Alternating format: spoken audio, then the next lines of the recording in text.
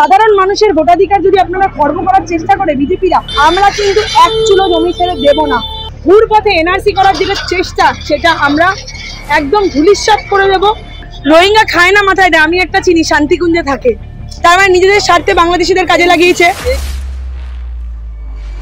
দেখুন, দিদি এবং অভিষেক বন্দ্যোপাধ্যায় যে বার্তা দিয়েছে, আমরা এই দলের একজন অ্যাক্টিভ কর্মী বা সৈনিক হিসেবে সাধারণ মানুষের মধ্যে সেই বার্তা ছড়িয়ে দেবো, আতঙ্কিত হতে না করব।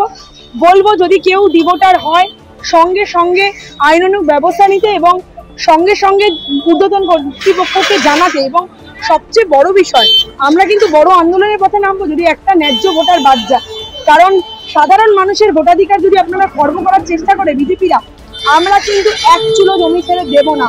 কারণ আমাদের ভোটার অধিকার বিজেপি দেয়নি আর দেবেও না, কখনোই দেয়নি আর দেবেও না।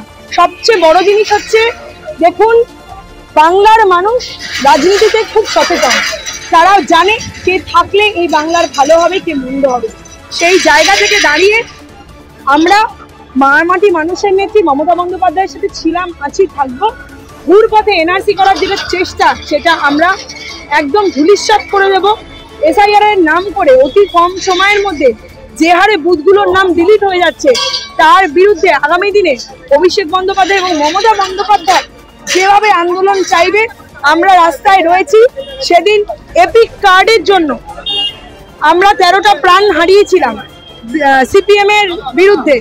না বুঝুন, দেখুন, সরকারি চাকরি করলে কিছু প্রোটোকল মানতে হয়, বিএলওর কাজ তাদের করতেই হবে সরকারি অফিসারদের। এটা যে দলই থাকুক না কেন, কেন করতে দেবে না? আমরা তো গণতন্ত্রের বিরুদ্ধে গিয়ে কথা বলছি না। আমাদের সমস্যাটা কোথায় শুনুন। এই যে 2.5 মাস, এই টাইমিংটায় প্রবলেম।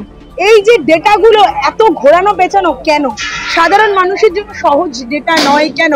2002 সালে যখন এসআইআর হয়, তখন কিন্তু অতি সহজে রেশন কার্ড দেখিয়ে এবং আরো 2-3টে সার্টিফিকেট থাকলেই আমাদের এসআইআর করা হয়েছে এবং সেটা 2.5 বছর সময় লেগেছিল। আজ ভোট আসার আগে 2-2.5 মাসের মধ্যে জোর জুলুম কেন্দ্র থেকে নির্বাচন কমিশন এক প্রকার পপেট হয়ে বিজেপির দলদাসে পরিণত হয়ে যে 2-2.5 মাসের মধ্যে এসআইআর করানোর চেষ্টা করছে, তার বিরুদ্ধে আমরা পথে এবং ঘুর পথে যে এনআরসি করানোর চেষ্টা করছে, মানুষের ভোটাধিকার কেড়ে মানুষকে ডিভোটার করার চেষ্টা করছে, তার বিরুদ্ধে পথে নেমেছেন মাননীয় মুখ্যমন্ত্রী মমতা বন্দ্যোপাধ্যায়। রোহিঙ্গা খায় না মাথায় দেয়, আমি একটা চিনি, শান্তিকুঞ্জে থাকে, তা সে হচ্ছে রোহিঙ্গা, তাই জন্য সে সবার মধ্যেই রোহিঙ্গা রেখে, যে চোর সে সবাইকে চোর ভাবে, জানেন তো? তাই তিনি রোহিঙ্গা বলেই সবাইকে রোহিঙ্গা রোহিঙ্গা বলছে। রোহিঙ্গা তো মায়ানমার টপকে আসে, তার মানে বিজেপি শাসিত রাজ্যগুলো টপকে আসছে।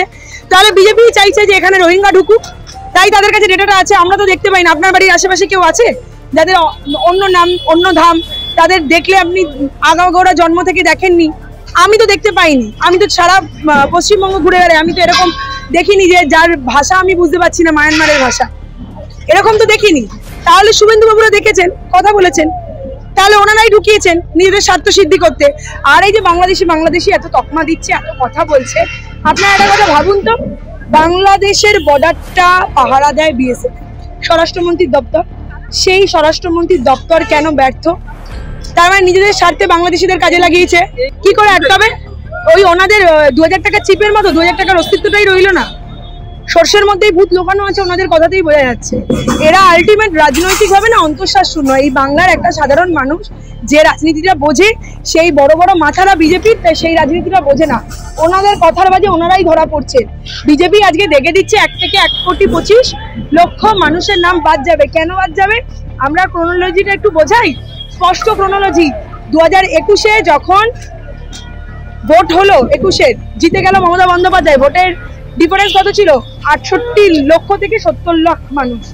সেটা যদি ডবল করে মাইনাস না করে, তাহলে তো ওনারা অ্যাসিওর করতে পারছে না বিজেপির বাবাদের কাছে। ওই যে বলে না মোদি আমার বাবা, সেই বাবাদের কাছে বলতে পারছে না আমি এত ভোটে জেতাবো। তাই আগে এই নামগুলো বাদ দাও তুমি, তারপরে দেখা যাবে। যেখানে যেখানে টিএমসির ভোট বেশি, যে ভোটে, সেরকমই একটা 900টার বুথ পুড়িয়ে দিল। এরকম আরো কত শত ঘটনা ঘটছে, হঠাৎ করেই নাম উধাও হয়ে যাচ্ছে। তার উত্তর কে দেবে? নির্বাচন কমিশন বলছে আমি জানি না, দিল্লি জানে।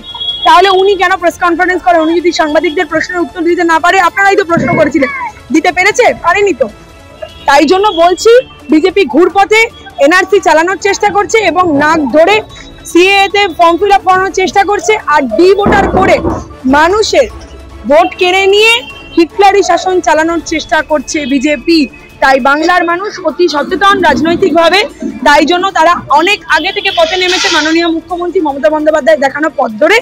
তাই আমরা কোনোভাবে আমাদের ভোটাধিকার কাটতে দেব না, এবং বাংলার একটি ন্যায্য ভোটারেরও যদি নাম বাদ যায়, অভিষেক বন্দ্যোপাধ্যায় যেমন বলেছেন যে আমরা দিল্লি অবধি 1 লাখের ওপরে ভোটার নিয়ে গিয়ে ধর্নায় বসবো, সেদিন যেমন 100 দিনের টাকার জন্য ধর্নায় আমরা বসেছিলাম, আবার বসবো।